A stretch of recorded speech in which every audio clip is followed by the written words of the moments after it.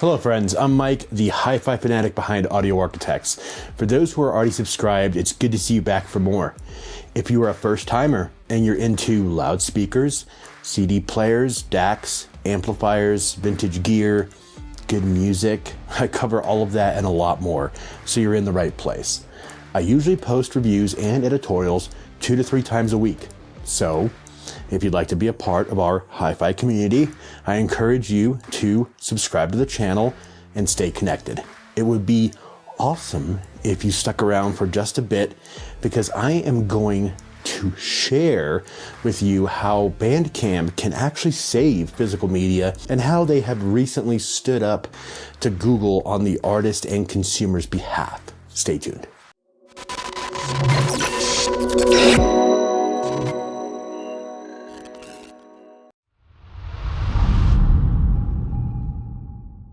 Here's a little background on Bandcamp for those who have never heard of the platform. For those who have, go ahead and skip to the next chapter because you've probably already heard this. They're headquartered in Oakland, California. Bandcamp was founded in 2008 by Ethan Diamond, who imagined it as an alternative to then social media powerhouse MySpace. His goal was to create an easy-to-use website where artists and bands could create their own pages to interact with fans and sell music and merchandise. Bandcamp would take care of the back end, so all the business stuff, the transcoding of the music into different formats, handling payments and providing analytics, only taking a 10 to 15% cut of every sale for providing the service and, of course, the platform.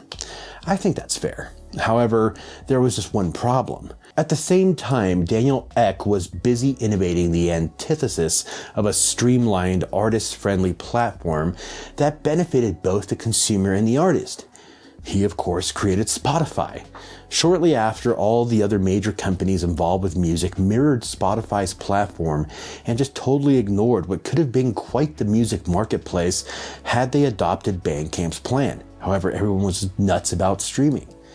And so, the era of ownership was over, handling the streaming services, complete control of the consumer's music, and allowing the listener to consume their favorite songs while trudging through a myriad of ads, or even conceding to a monthly subscription for an ad-free experience and oftentimes better sound quality than, the free offerings. However, that didn't discourage Bandcamp from, pushing on and becoming a fantastic resource for independent artists and independent labels, and an incredible discovery tool for consumers. First and foremost, Bandcamp for me is the #1 discovery tool I use to find new music to listen to on a personal level and music to purchase for evaluative listening when I am reviewing a piece of hi-fi gear. I love the fact that I can listen to most of the music before I purchase it and buy either the FLAC or MP3 files right then and there, and you're able to download them immediately. Or if the artist has merchandise, you can buy CDs, vinyl records. I've even seen cassettes on there. And cool stuff like t-shirts directly from the artists. Obviously this is kind of a mainstream artist, but Bandcamp is all about interaction, guys. Fans are invited to leave reviews, share their collections, and send and receive messages from the artists they follow. I have never heard of that, since most mainstream artists are incredibly unreachable. Here's another cool feature. Suppose an artist has an upcoming gig, right? Whether live or virtual, virtual has been a thing since the pandemic, but the artist can integrate their Bandcamp with Songkick, which is a hub for artists to advertise their tour dates and for fans to track their favorite artists' upcoming shows. By combining Songkick into their Bandcamp profiles, the artist can display their approaching shows on their Bandcamp page. The artist can also choose to sell concert tickets directly through Bandcamp, and it will produce a will call page of people who have purchased tickets through Bandcamp, and that'll be provided through the artist side of Bandcamp. So Bandcamp now includes a live stream platform option for artists as well. The platform allows artists to sell tickets for their live streams, and the fans will be notified when the artists announce an upcoming show. There's just so much to unpack here, guys. Bandcamp is an interactive music community platform, a hub for artists to sell and advertise their music, their merch, their concerts. It's a streaming service, a music store, an artist payment service, all roll into one.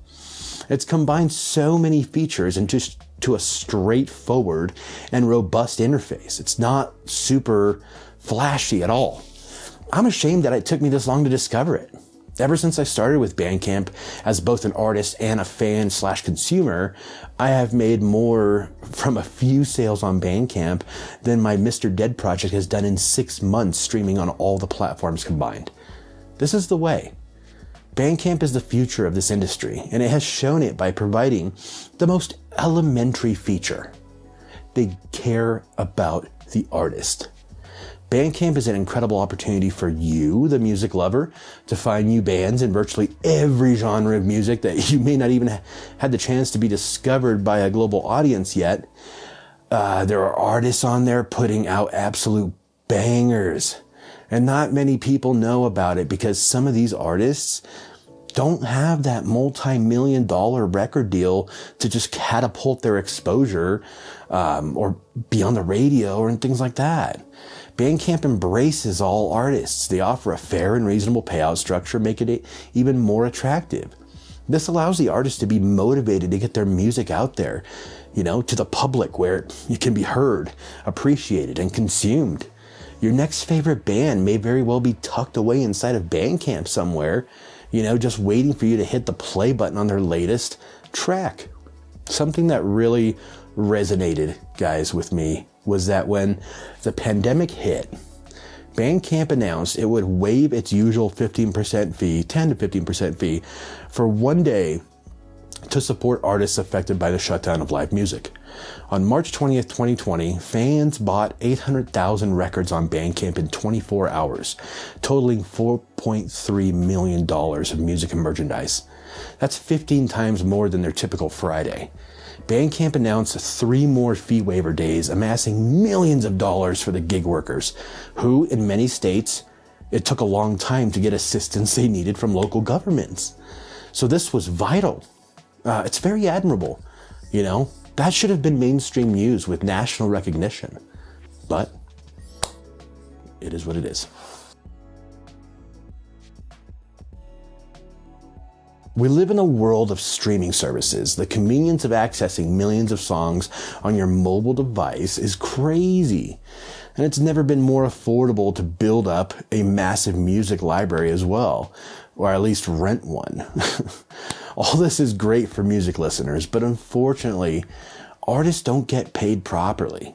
One of the most popular streaming services, Spotify. I know I keep picking on Spotify, but they make it so easy. They only pay artists an average of 0.00331 per stream. So what can we do to support independent artists? We support them by purchasing their music and merchandise on Bandcamp. We all know streaming at the moment is a powerhouse that isn't going anywhere. When I do stream, I am at my desktop and I use Qobuz because not only do they pay their artists fairly well, it offers the best sound quality bar none, and they have an option to buy digital copies of some of, my favorite music, which I think is a massive step in the right direction for Qobuz. Bandcamp's direction, So how does Bandcamp compare to the primary streaming services, you may wonder? This era of music has become so dependent on convenience that the listener doesn't care about searching for a new artist the old-fashioned way, which is hours of listening and discovery. They want their music or genre to be spoon-fed via an intuitive user interface, which is fine. It's fine. It's the youth. We can't change that yet. However, by making more and more listeners aware that there are options like Bandcamp available to them, it will allow the network to grow and grow and grow, hopefully forcing some of the mega streaming services to adapt to the idea that perhaps the artist should come first. However, with how Spotify has been handling their release of Spotify Hi-Fi, I think some of these services are just way behind or even beyond help. They just can't compete with the diversified set of offerings that Bandcamp has provided their artists and listeners. However, Bandcamp doesn't have an AI telling you what it thinks you should be listening to. You know, I do sometimes enjoy seeing what the algorithm thinks that I like. Sometimes they do nail it here and there. I mean, in the end, I think both entities will remain separate and quite different, which isn't a bad thing because I think Bandcamp stands strong alone. Bandcamp recently joined forces with Epic Games, a juggernaut in the gaming industry responsible for Fortnite and the Unreal Engine, just to name a few. They kept their founder, Ethan Diamond, which is awesome. This guy's cool. And this merger doesn't seem like it will affect the operations of the service, so that is cool too. Now, what's been going on lately with Bandcamp? Well, on May 20th, just a few days ago, Ethan Diamond released an update letting artists and users know that Google is trying to do here's an excerpt from the statement Mr. Diamond wrote. Google is now modifying its rules to require Bandcamp and other apps like it to exclusively use Google Play billing for payments for digital goods and services and pay a revenue share to Google. If Google's policy changes stand, beginning on June 1st, we would have to either pass Google's fees on to consumers, making Android a less attractive platform for music fans, pass fees on to artists, which we would never do, permanently run our Android business at a loss, or turn off digital sales in the Android app. Furthermore, the policy changes would impact our ability to pay artists quickly. Instead of receiving payment after 24 to 48 hours, artists may not be paid until 15 to 45 days after a sale. Bandcamp's mission is to help spread the healing power of music by building a community where artists thrive through the direct support of their fans and where fans gather to explore the amazing musical universe that their direct support helps create.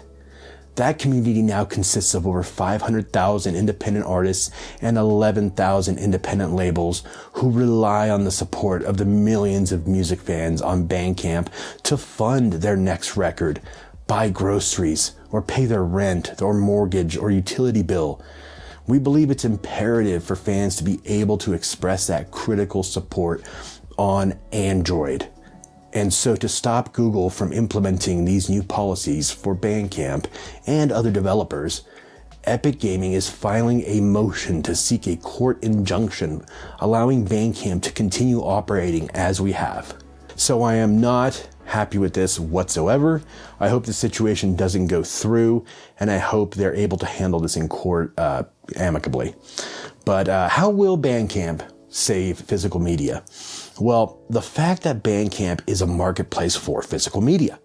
It's not too difficult for an artist to get their album or CD or on a CD or vinyl with a custom insert. I see so many artists on Bandcamp selling their CDs or vinyl records with custom colors and designs, as well as cassettes recently, since they've become yet another hipster thing since the vinyl record came back in the picture several years back. I don't know why they're bringing back the cassette, but this is exactly what we need to keep physical media alive, though. It doesn't matter what it is, what format.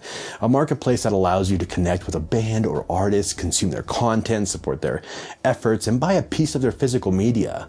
That is what's cool. Now, I am in love with this because it's what I've been looking for from a music platform. Discogs is cool for cataloging your music and referencing it as a robust price guide. However, for interaction and buying physical media, I'm all about Bandcamp. I've recently found myself burning CDs again. I know. Old school. Many artists I like on Bandcamp sometimes don't have CDs in their merch offerings. So I purchase and download their FLAC files and make a copy of it on my CD burner. Bit nostalgic, really, you know? Bandcamp is an ultra platform for artists and a precious resource for music listeners. Of course, all artists should consistently rally support from local friends, family, and fans to maximize their exposure in general. However, the advent of Bandcamp creates a centralized hub for them to fully connect with the fans, creating a loyal and long-lasting fan base. I will have to give this service an A+ for its community-centric philosophy, pricing model, payout structure for artists, and the creative control given to the artists to provide their fans with the most value. Thank you all for joining me. If you're already subscribed, thank you. This is totally not a paid advertising for Bandcamp. I'll link my Bandcamp page in the description below. I also have an online shop where I sell audio-inspired t-shirts, hoodies, and other merch to help support the channel. I encourage you to check that out. Buy some stuff, offer ideas for future designs.